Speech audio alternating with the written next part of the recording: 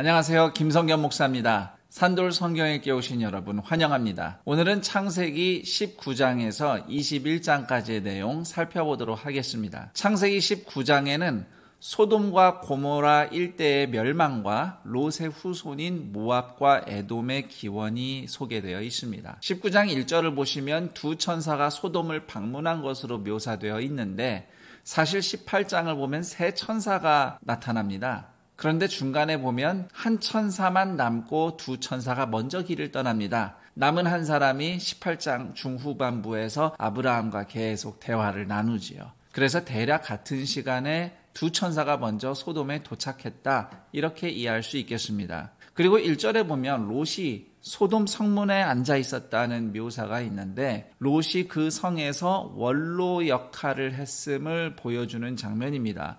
고대 성읍에서는 성문 앞에 광장이 있고요. 그리고 그 성의 원로들이 그 광장에 특별히 마련된 좌석에 앉아있곤 했습니다. 그래서 사람들의 민원을 들어주고 해결해주고 했었죠. 그래서 성문에 앉아있던 롯이 두 천사를 보고 범상치 않은 나그네임을 직감하고 집으로 모십니다. 이제 그 이하 내용은 여러분이 직접 성경을 읽어보셨으면 좋겠고요. 참고로 창세기 19장 내용은 어린 자녀들에게는 좀 말맞지 않는 내용이다, 이런 생각이 듭니다. 19장 내용을 보면 소돔 사람들의 타락상은 물론이고 롯과 그 가족의 모습도 온전해 보이지 않습니다. 천사 나그네를 보호하려고 딸들을 불안당하게 넘겨 희생시키려고 한 모습, 그리고 천사들의 경고에도 미적거리는 태도, 이런 것들은 롯이 얼마나 불완전한 사람인가를 잘 보여줍니다. 그래서 29절에 기록된 것처럼 롯이 훌륭해서 구원을 받은 것이 아니라 아브라함을 생각해서 롯을 봐주신 하나님의 은혜 덕에 구출되었다고 보는 것이 맞겠습니다.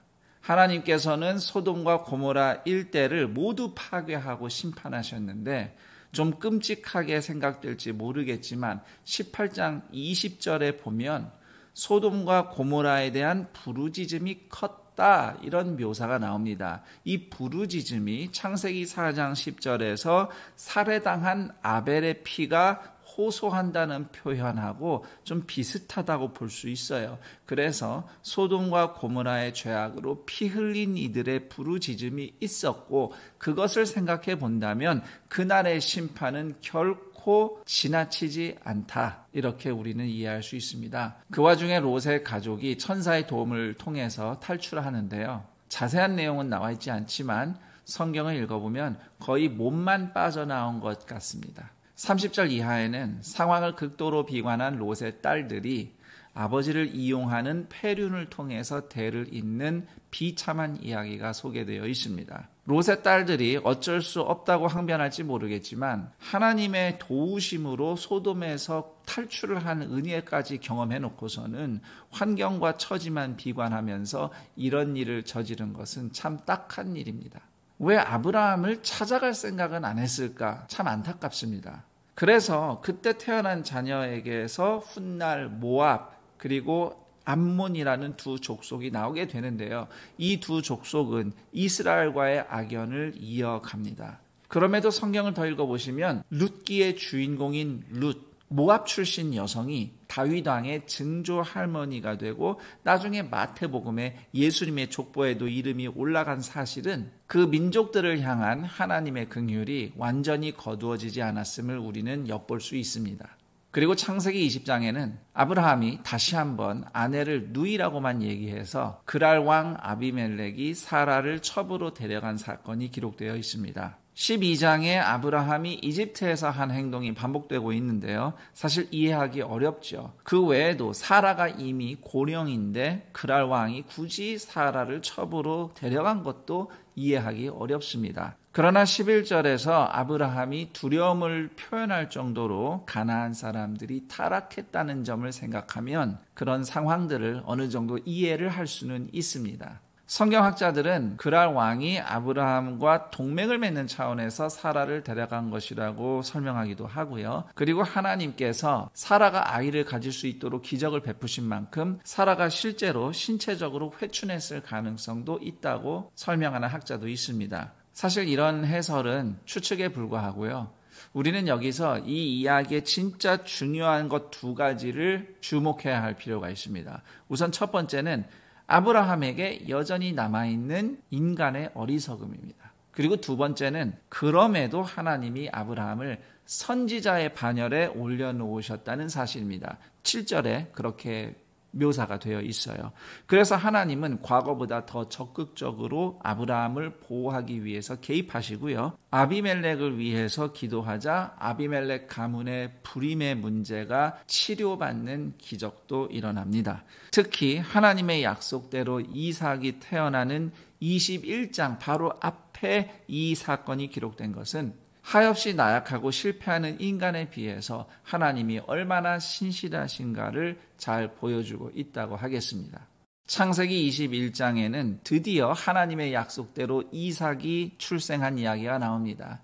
이삭 역시 태어난 지 8일 만에 할례를 받음으로써 하나님의 언약에 들어오는 예식을 통과하지요. 그런데 이삭이 자라면서 그 이복형 이스마엘, 그러니까 여종 하갈에게서 난 아들이죠. 이스마엘에게 이삭이 괴롭힘을 당하고요. 이삭과 이스마엘이 함께 할 수 없음을 아브라함이 깨닫게 됩니다. 그래서 하갈과 이스마엘을 집에서 내보냅니다. 이것은 창세기 16장 상황과 비슷한데요. 그때 임신한 하갈이 사라를 업신여겨서 괴롭힘을 당하고 집에서 도망친 적이 있었죠.